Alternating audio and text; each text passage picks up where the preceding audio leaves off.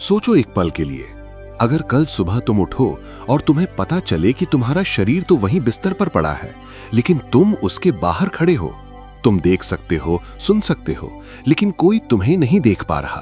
तुम्हारे अपने तुम्हारे सामने रो रहे हैं, तुम्हारा नाम पुकार रहे हैं और तुम चिल्लाते हो, मैं यहां हूं, मैं यहां हूं, पर कोई नहीं सुनता। तो बताओ, उस क्षण तुम्हें कैसा लगेगा? यही वो क्षण है जो हर इंसान के जीवन में एक न एक दिन आता है, और इसी क्षण को सनातन धर्म का सबसे बड़ा रहस्य कहा गया है, जो गरुड़ पुराण, ब्रह्म वैवर्त पुराण और श्रीमद् भगवद गीता में हजारों वर्षों से छिपा था। और आज हम उस पर्दे को हटाने वाले हैं। इसलिए इस वीडियो को बंद मत करना, क्योंकि जो तुम अगले कुछ मिनटों में जानने वाले हो वो तुम्हारे जीवन को देखने का नजरिया हमेशा के लिए बदल देगा। जब कोई प्राणी अपनी अंतिम सांस लेता है तो देखने वालों को लगता है कि सब खत्म हो गया, सब कुछ मिट गया। लेकिन सनातन धर्म कहता है नहीं, ये अंत नहीं, ये तो असली यात्रा का पहला कदम है। शरीर निश्चल हो जाता है, लेकिन उसके भीतर जो चेतना थी, जो आत्मा थी, वो मौन नहीं होती, वो मुक्त हो रही होती है। ठीक वैसे जैसे दीपक बुझने पर उसका प्रकाश कहीं बिखर नहीं जाता, बल्कि वो किसी बड़े प्रकाश में समा जाता है। गीता में भगवान श्री कृष्ण कहते हैं, नैनम छिंदन्ति शस्त्राणि, ये आत्मा न जन्म लेती है न मरती है, न ये जलती है न गलती है, न ये हवा में उड़ जाती है। ये तो अजर है, अमर है, शाश्वत है। और मृत्यु के उस क्षण में जब शरीर के सभी इंद्रियां एक एक करके बुझने लगती हैं, जब सांसें धीमी पड़ने लगती हैं, तब आत्मा अपने स्थूल शरीर को धीरे धीरे छोड़कर उस सूक्ष्म शरीर में प्रवेश करती है जो हमेशा से हमारे भीतर था, पर जिसे हमने कभी महसूस नहीं किया। गरुड़ पुराण के 11वें अध्याय में स्वयं यमराज कहते हैं कि जिस आत्मा ने जीवन में अच्छे कर्म किए, प्रेम किया, सेवा की, वो ब्रह्मरंध्र अर्थात सिर के शीर्ष से निकलती है। और जिसने जीवन भर हिंसा, छल, लालच और अन्याय में डुबोए रखा, वो शरीर के निम्न द्वारों से। और जैसे ही आत्मा इस शरीर से बाहर आती है, उसे पहली बार एक ऐसा अनुभव होता है जिसे शब्दों में बयान करना असंभव है। वो देखती है अपना मृत शरीर, सुनती है अपनों की चीखें, महसूस करती है उनके आंसुओं की गर्मी, लेकिन खुद बोल नहीं पाती, छू नहीं पाती। और यहीं से शुरू होती है वो अवस्था जिसे प्रेत अवस्था कहा गया है। नहीं, ये कोई डरावनी भूत प्रेत वाली कहानी नहीं है। प्रेत अवस्था का अर्थ है मोह में बंधी आत्मा, जो अभी भी इस दुनिया को छोड़ नहीं पाई। वो अपने घर में घूमती है, अपनों से कुछ कहना चाहती है, अपना अंतिम संस्कार देखती है और उस आशा में ठहरी रहती है कि शायद कोई उसे देख ले। लेकिन सभी आत्माएं इस अवस्था में नहीं अटकती, और यही है वो रहस्य जो हर इंसान को जानना चाहिए। गीता में भगवान श्री कृष्ण अर्जुन से कहते हैं, हे पार्थ, जो व्यक्ति मृत्यु के समय मेरा स्मरण करता है वो सीधे मेरे लोक को प्राप्त होता है।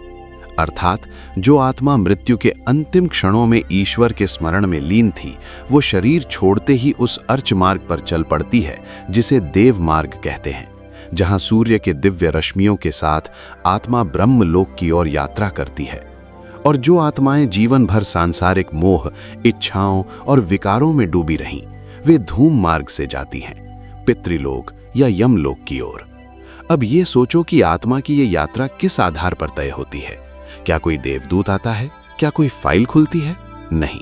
गीता का उत्तर है कर्म। कर्मण्येवाधिकारस्ते। तुम्हारा अधिकार केवल कर्म करने में है, फल तो उसी के अनुसार मिलेगा। यमराज की गणना केवल इस जन्म की नहीं, बल्कि आत्मा के जन्म जन्मांतर के सभी कर्मों की होती है। इसीलिए कुछ आत्माएं 3 दिन के भीतर पुनर्जन्म पाती हैं, इसीलिए तीजा मनाया जाता है। कुछ को 10 या 13 दिन लगते हैं, इसीलिए दशगात्र और 13वीं होती है। और कुछ आत्माएं 1 वर्ष या उससे भी अधिक समय तक प्रेत अवस्था में रहती हैं, विशेषकर तब जब उनकी मृत्यु आकस्मिक हो, दर्दनाक हो या कोई इच्छा अधूरी छूट गई हो। ऐसी आत्माएं अपने घरों में, अपने प्रियजनों के आसपास, अपने अधूरे सपनों के इर्द गिर्द भटकती रहती हैं। वे किसी को डराने नहीं आती, वे बस चाहती हैं कि कोई उन्हें देखे, सुने और मार्ग दिखाए। और यही कारण है कि सनातन धर्म में श्राद्ध, तर्पण और पिंडदान को इतना महत्व दिया गया है। ये केवल एक रस्म नहीं है, ये उस आत्मा को सूक्ष्म स्तर पर ऊर्जा भेजने की विधि है, ताकि वो मोह की जंजीरों को तोड़कर प्रकाश की ओर आगे बढ़ सके। जब कोई परिजन उस दिवंगत आत्मा के लिए दीप जलाता है, प्रार्थना करता है, गीता का पाठ करता है, तो वो ऊर्जा उस आत्मा तक पहुंचती है और उसे अनुभव होता है कि वो अकेली नहीं है, और यही अनुभव उसे शांति देता है, उसे आगे बढ़ने की हिम्मत देता है। अब सबसे बड़ा सवाल, जब आत्मा यमलोक पहुंचती है तो वहां क्या होता है? क्या वाकई यमराज बैठे हैं? क्या वाकई न्याय होता है?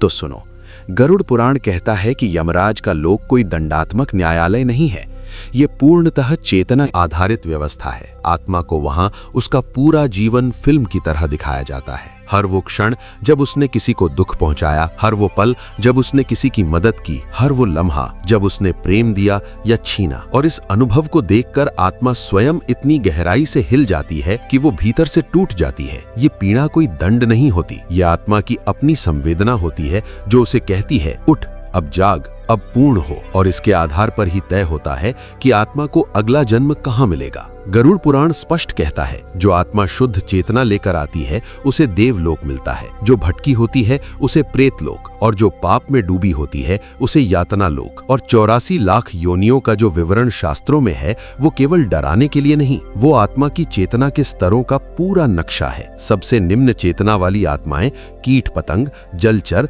पशु पक्षी जैसी योनियों में जाती हैं। और जब वही आत्मा जन्म जन्म के अनुभवों से खुद को परिष्कृत करती है, तब उसे वो दुर्लभतम अवसर मिलता है जिसे मनुष्य जन्म कहते हैं। और यही मनुष्य जन्म इतना दुर्लभ क्यों है? क्योंकि केवल इसी योनि में आत्मा मोक्ष की ओर कदम बढ़ा सकती है। अब पुनर्जन्म की प्रक्रिया, आत्मा को नया शरीर मिलने में कितना समय लगता है, ये आत्मा की गति, उसके कर्म और उसकी इच्छाओं की तीव्रता पर निर्भर करता है। कभी कभी कोई स्त्री गर्भवती होती है और उसी समय कोई आत्मा जो जन्म के लिए तैयार होती है उसके गर्भ में प्रवेश कर जाती है। शिव पुराण कहता है कि गर्भ में आत्मा को अपने सभी पिछले जन्मों की स्मृति होती है। वो देखती है, मैंने क्या क्या किया, कहाँ भटका और इस बार मुझे क्या करना है। लेकिन जैसे ही वो जन्म के करीब आती है, वो स्मृति धीरे धीरे मिटती जाती है। ये विस्मरण एक श्राप नहीं बल्कि एक वरदान है, ताकि आत्मा पुराने बोझ से मुक्त होकर इस जीवन को नए भाव से जी सके। लेकिन कुछ विशेष आत्माएं जो अत्यंत जागरूक होती हैं, वे उस स्मृति को थोड़ा सा लेकर जन्म लेती हैं। यही कारण है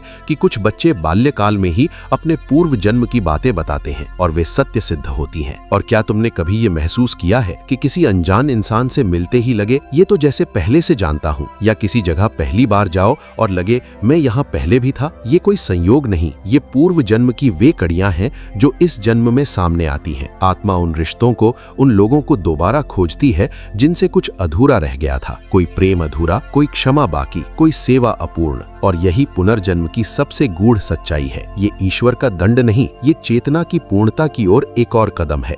अब सबसे बड़ा सवाल, क्या इस चक्र से निकला जा सकता है? क्या मोक्ष सच में संभव है? तो सुनो, भगवान श्री कृष्ण गीता में कहते हैं, मामुपेत्य पुनर्जन्म दुःखालयम अशाश्वतम नाप्नुवन्ति महात्मानः।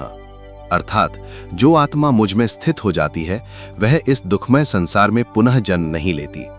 लेकिन मोक्ष कोई जगह नहीं है जहां जाकर बैठ जाए। मोक्ष एक अवस्था है जहां आत्मा के भीतर कोई आकांक्षा शेष नहीं रहती, कोई प्यास नहीं बचती, कोई संकल्प अधूरा नहीं रहता, जहां आत्मा परम शांति में, ईश्वर में लीन हो जाती है। और शिव पुराण कहता है, आत्मा ही शिव है जब वह माया से मुक्त हो जाती है। यही शिवत्व है जो हर आत्मा का अंतिम लक्ष्य है। परंतु यह मोक्ष आसान नहीं, इसके लिए जन्मों की साधना, सेवा, क्षमा और समर्पण आवश्यक है। और गरुड़ पुराण एक बात और बताता है जो सबसे महत्वपूर्ण है।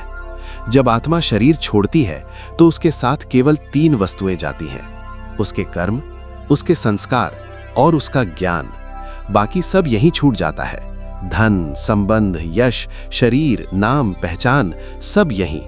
और जो व्यक्ति यह समझ लेता है वह जीवन को एक अलग ही दृष्टि से देखने लगता है। उसे स्पर्धा नहीं करनी, किसी को हराना नहीं, किसी को पछाड़ना नहीं, बल्कि उसे बस अपनी चेतना को हर दिन थोड़ा थोड़ा ऊंचा उठाना है। वेद कहते हैं, पुनरपि जननम पुनरपि मरणम पुनरपि जननी जठरे शयनम। यह चक्र तब तक चलता है जब तक आत्मा ये नहीं समझती कि वह कोई सीमित देह नहीं, वह स्वयं ब्रह्म है। और जब यह बोध गहराता है तो मृत्यु, जिससे हम जीवन भर डरते रहे, अब उतनी भयावह नहीं लगती। तब हम मृत्यु को शत्रु नहीं, एक द्वार की तरह देखने लगते हैं, एक यात्रा के पूर्ण होने और दूसरी के आरंभ होने जैसा। और इसीलिए गीता में भगवान ने कहा, अंतकाले च मामेव स्मरन् मुक्त्वा कलेवरम। जो मृत्यु के समय केवल मुझे स्मरण करता है वह मुझे ही प्राप्त होता है, इसमें कोई संदेह नहीं।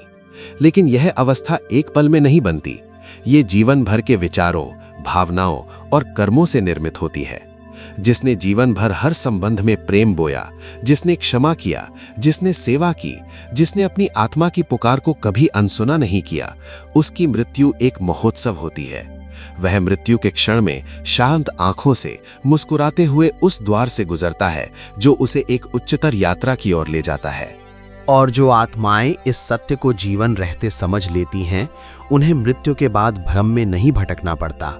वे सीधे उस दिव्य ज्योति में समा जाती हैं जहां न समय है, न देह, न नाम, केवल शुद्ध प्रकाश, केवल शुद्ध प्रेम।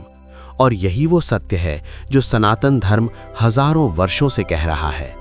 मृत्यु से डरो नहीं, उसे समझो, उसे स्वीकारो और उसे दिव्यता की ओर एक अवसर के रूप में देखो। क्योंकि जो मृत्यु को समझ लेता है वही वास्तव में जीवन को जान पाता है, और जो जीवन को जान लेता है वो हर पल को एक साधना की तरह जीता है। क्योंकि वो जानता है ये शरीर नहीं, ये आत्मा है, ये नाम नहीं, ये चेतना है। और ये चेतना न कभी जन्मी न कभी मरेगी। ये तो अनंत है, अजर है, अमर है, और तुम भी वही हो।